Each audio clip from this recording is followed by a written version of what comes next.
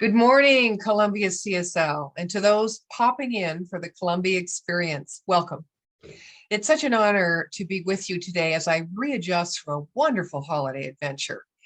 I am feeling ready to sink into some spiritual nourishment in community this morning, and I'm grateful that you decided to do the same.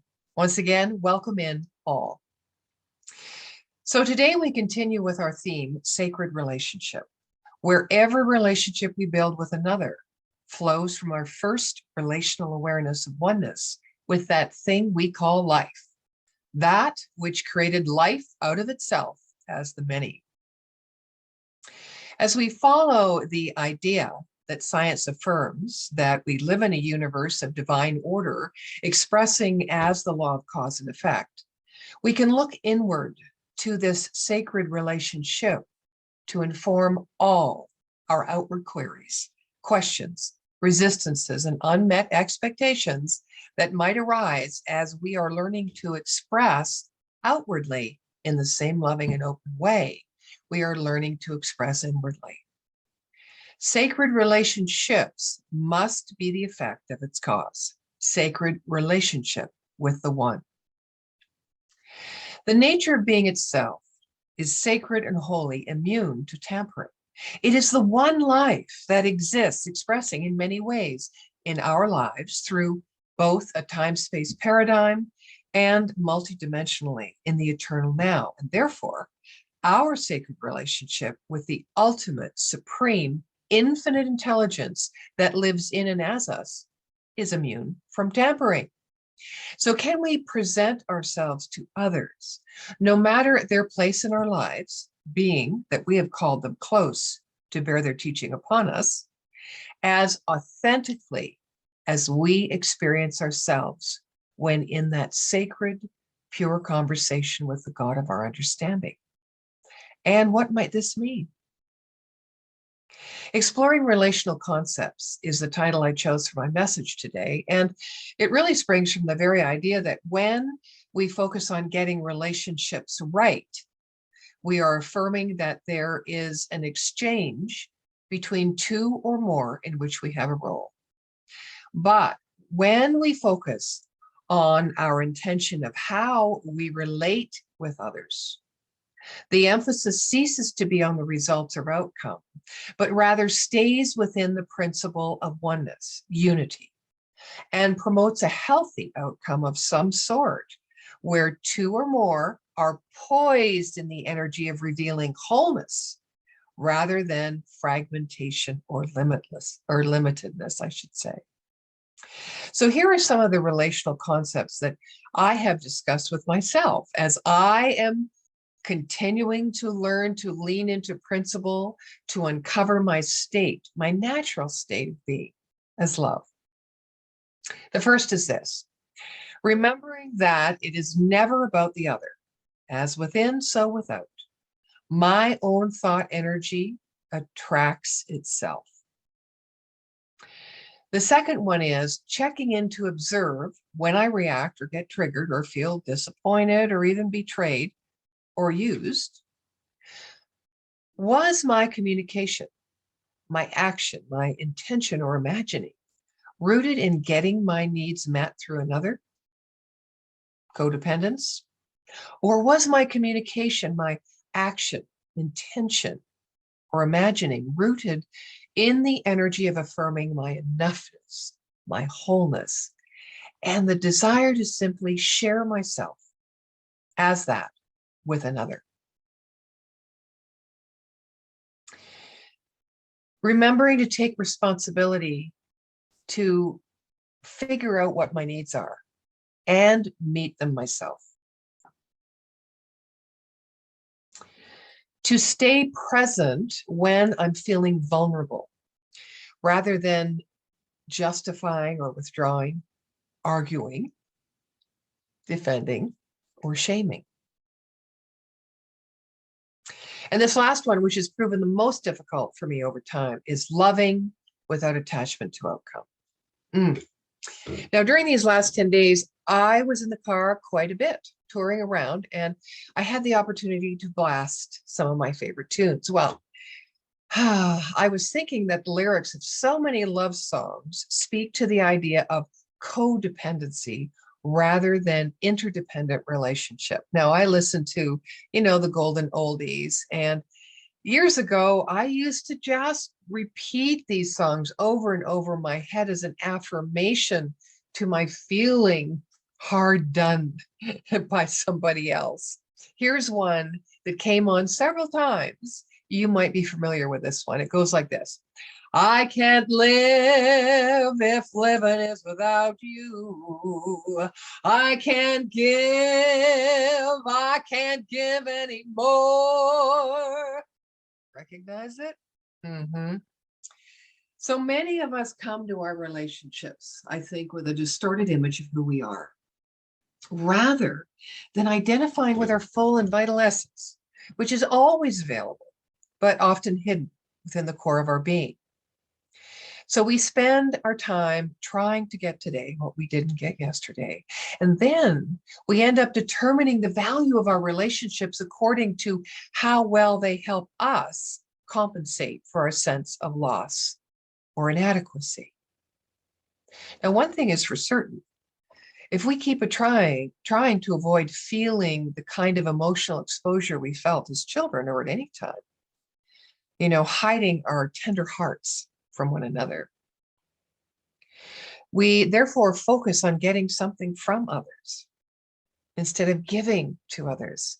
And we will surely eliminate the possibility for genuine intimacy then.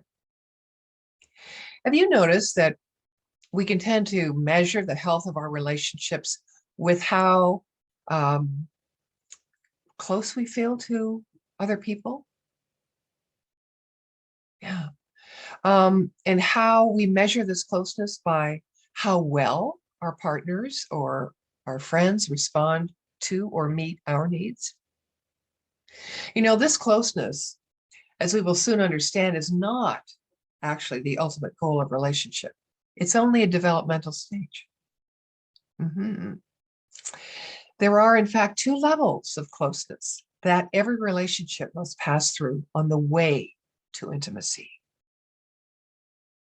The first is called, as we have already noted, unhealthy dependency or codependency. And that is where we are focused on our relationship, actually to the exclusion of ourselves, meaning our own capacity, the exclusion of being aware and using our own capacity to meet our needs. Now, the second is the mature, mutually supportive level of healthy closeness, the foundation upon which true intimacy is built and maintained. And that is characterized by the mutual goal to create a context in which both individuals rely on one another for assistance in restoring each other's or discovering each other's sense of wholeness. Now, as we learn to cultivate this relational concept of interdependence, we come to the doorway of self-love, or loving ourselves for the sake of God, as God expressing itself wholly and completely as us. We are living in alignment with spiritual principles of wholeness and unity, and will create with others the outpicturing of a connection far deeper than the ones that we can create through even shared living experiences or sexual intimacy. In interdependent relating, things of the soul need the freedom, the space, the agreement with the other in order to express in a natural, spontaneous fashion. Reaching in to commune with our soul's values and visions for our own life and allowing them to be our guide readies us to take responsibility for our survival and our thriving sense of aliveness. Needing another in which to be able to live life in this way is more about creating codependency than it is about self-mastery. I'd like you to think of a relationship right now that you are sensing a divide within yourself about. Having thoughts that fall into the category of justification, defense, blame, shame, guilt. Now, you can't walk it back, but you can start fresh and create a new inner reality, a new mental and emotional equivalent for your life in relationship, first with yourself, your true beloved, and then allow that relationship that you're bringing up flow from there. Imagine this same relationship shifting so that you could express naturally and just share your ongoing new awareness, your deep desires, and celebration of your realized intentions and the demonstrations of your knowing. Oh my gosh, how much joy would you have? How many times have you felt simpatico with another through your loss, your misery, or your misfortune? Even started relationships from that place. How many times have you drawn to yourself individuals when you feel you couldn't lift yourself up? How many times have you attracted others who are needy in some manner or form in which to feel that you have value and your life means something? Now, while all of these can help us to grow, to become more aware, meet challenges with resolutions, become resourceful, and become skilled in relationship, it does nothing to truly empower us to get us closer to the beautiful sacred relationship with our big S self, meaning the sacred and holy one expressing. And Lord knows it perpetuates dualistic thinking. You and me, us and them, we and they. So why is it that only when we're in love do we feel this simpatico connection, this thing that's bigger than both of us? What if we were to feel that way with our friends, our coworkers, with our bosses? And let's take that a step further, with our politicians, with our bankers. Okay, did I lose some of you there? I hope not. Because all of the above relational concepts, which point us to interdependence, are available to each and every one of us. But first, we must create that within ourselves.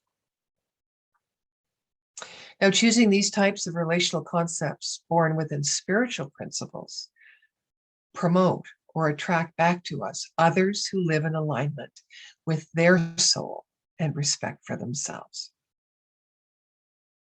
Last Sunday, I went to CSL Kelowna, where Reverend Jeanette Vinnick gave an exceptional inspirational message.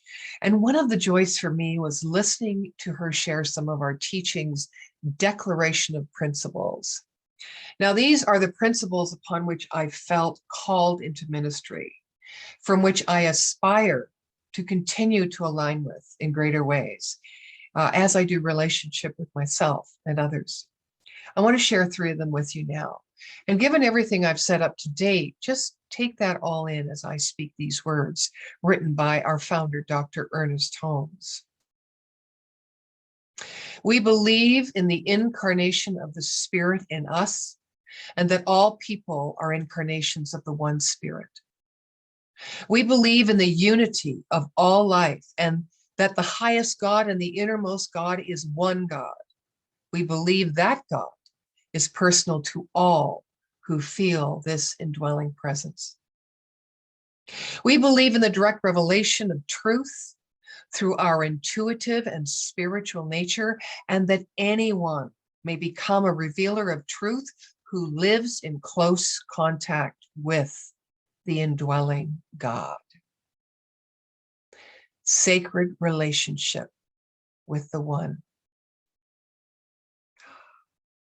So how do we create interdependent relationships that are honoring and respectful, where we feel empowered and not reject ourselves, where we walk discerningly, stating our preferences rather than building these walls?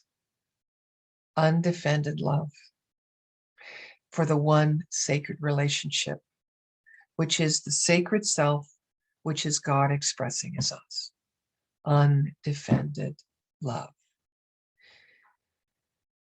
Well, first, it helps to remember the essence of divinity is found in every single thing. Nothing but it exists. And since it causes everything to be, nothing can live by anything else. It enlivens it, it's existent, exists in each existent.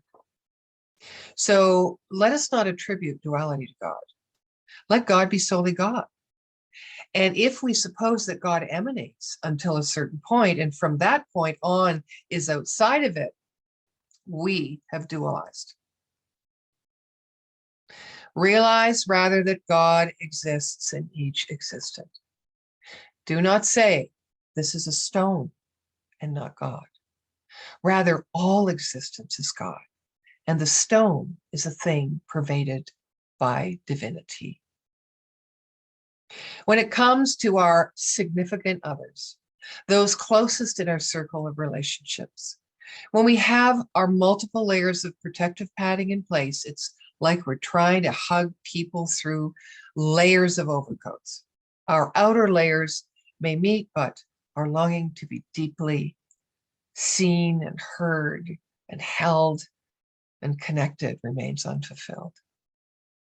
So as we begin the journey of undefended love, we begin in awareness of how we use our emotional survival strategies, how we cover up our inadequacies, those places we feel incapable of dealing with, looking for others to compensate our weaknesses. We keep adding layers of defense. So it's only when we learn to identify and discontinue these emotional survival strategies that we will achieve the continuous experience of the fulfilling connection and intimacy we desire in life. And our attempts to control our internal experience and how we relate to others' responses to us seems so natural that we may initially have difficulty recognizing the extent to which all our interactions are orchestrated by these survival concerns.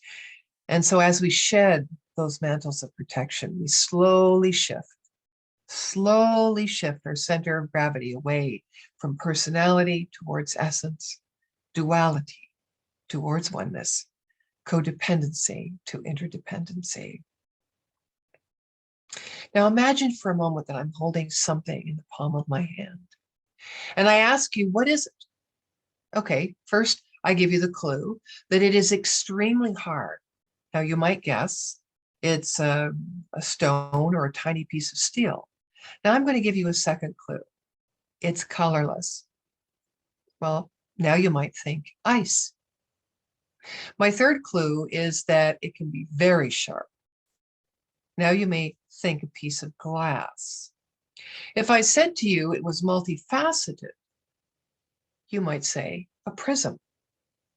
And if my last clue to you was to tell you it was highly valued, you might put all of the qualities together and arrive at the answer, a diamond.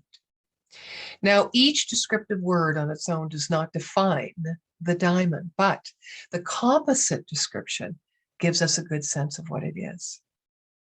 We rail to the unknown across the bridge of the known. God essence expresses itself through the qualities that are familiar to us.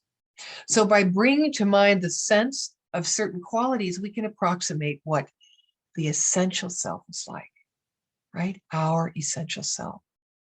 But remember that the qualities that point to the essence and our essence are infinite. We must allow the energy of ourselves to move into our experience so that we will eventually bring our personal qualities of essence into being. And ultimately, the words we choose to describe the nature of our essence must themselves be given up. Let those words fall away, or they will stop the momentum they've been used to create, which is a full experience of the essential self in ourselves and in others. The outcome is indescribably intimate, moving us from codependency to interdependence. I want to close with a story, perhaps familiar to some. of a woman who has moved through all stages of dependency into interdependency, and her name is Lillian. Lillian is 30, and she has cancer. And one day a week, every Thursday, she goes for chemo. And she has 4 days of vomiting after 48 hours of chemo, and she tries to rest. She never complains. She doesn't doubt her ability to live life. And then one day the doctor gives her the prognosis of 3 weeks to live. And he says, there's no more chemo. We're cutting you off because there is no more hope. What does Lillian do? She walks on the beach. She takes her clothes off. Midwinter, she plunges into the ocean. She dances and falls because she's so weak. She sings children's lullabies to the passing birds. She engages strangers in conversation. She asks caring questions of the homeless. You know, one free day of her week, she used this completely. She cared more about life each week, despite her doctor's insistence that she stop hoping because there was no hope. She did not stop living. Eventually, she did not stop, or rather, she did stop going to the beach. Instead, she went back to the hospital and she comforted the women in her cancer ward who were also terminal. She lives today, 5 years later, and she believes it was her love of sacred relationship that saved her life. The healing power of liberating intimacy with life, with the life she was given to express. Lillian was open to having a direct experience of herself as life. Not and life, but as life. She remained attentive to the feelings and reactions stirring within her, rather than turning her attention towards the others to the exclusion of herself. Rather than identifying with her feelings, she let them swell and subside like waves of the ocean. She welcomed the watershed so as to internally keep the balance. She knew that being in flow didn't just mean demonstrating fluid movement, interactions with whatever came into her experience, but that it also meant demonstrating the flow of emotion within herself, letting cleansing tears flow. Now think back to that same person you brought into your awareness when I began this message. And just take a breath right where you are now. We are all somewhere on the spiritual path of awakening and learning to love the sacred blessed self, always initiating change as we evolve forwards and experiencing from that eventuality. Transition. Transition comes from accumulated intentional change, and it is a time of close concentration, like walking a tightrope. You know, it may even be a little obsessive, but we don't have the luxury of life on the periphery anymore. And our lives seem to depend upon this walk. And it's okay that we're a little sensitive about each step. We will calm down. We will come down. But first, we need what we need to walk this higher ground. So on we go, creating a sense of worldly relevance and practical meaning by fostering a love affair with the revelation of our own wholeness, by means of aligning with the source of infinite creative intelligence, always advocating for the fullest expression of its own nature, its goodness, by means of us. So I leave you with this last relational concept. Take a breath with me and say, I accept just as I am. One more time. I accept all that I am, just as I am. And so it is. Amen.